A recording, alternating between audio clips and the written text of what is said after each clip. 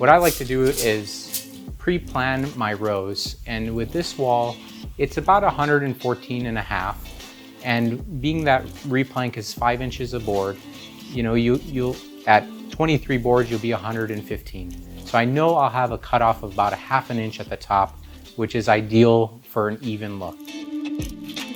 Before I install my RePlank wall, I like to come over and outline my electrical covers.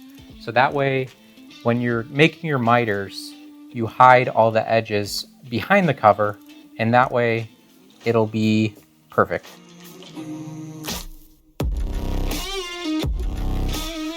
I like to open the box on the edge, and I use a razor, but you can use scissors, so that way you don't cut into your wood. So I like to pull it out and basically separate it by size. That way, when you go to install, you can have this little waste because you could find the right size and the right color that you need for the wall. Now, when doing a wall and you have multiple boxes, you want to open up at least half of them, so that way you could start seeing the color and mix them, so that way your whole wall has a uniform look. So now we're going to move on to checking our starting point. And I like to start at the baseboard because I know mostly it's going to be pretty straight, and we got lucky with this wall where it's really level and there's no gaps underneath and there's no bow in the wall. So for this installation, I just wanted to show you, we're going to do a miter on the corners, which will hide any of the end grain, but we also have a trim piece that will do that as well.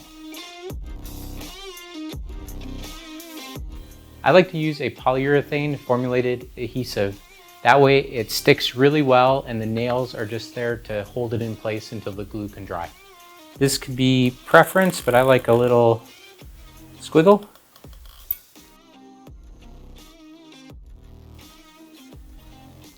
So in starting at the bottom, you want to make sure your tongue is facing up.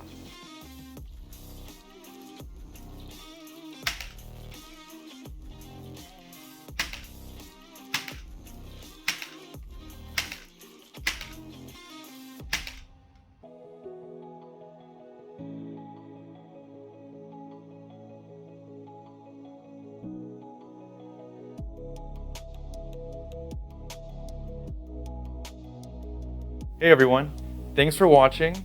We really hope you enjoyed this video. Special thanks to Joe.